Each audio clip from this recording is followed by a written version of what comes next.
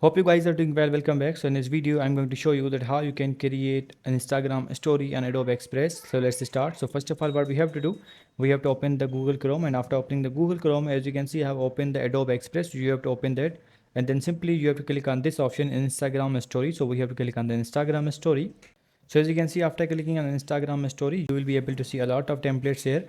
Firstly, you have to select the template that which story you want to use. For example, I want to use this one, or I want to use this one. So I'm going to click on this. And after clicking on this, it will take few seconds, and the story or the template will be inserted in the main board. As you can see here, the story is inserted. Now if you want to edit this, you can also do that.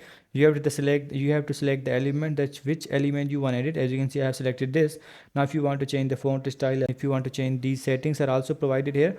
All the controls are here, like the text, like the opacity, outline thickness, text effect, shadow, and text style, bone, and all the things are provided here.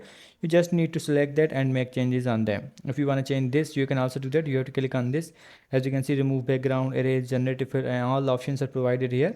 You can edit them as well. So in this way, you can create an Instagram story. If you want to download this, you have to click on the download, and as you can see, as a download button, you have to click on the download, and it will be downloaded. So in this way, you can create an Instagram story on Adobe Express. I hope you guys understand this video, that how you can do this. So see you guys in the next video.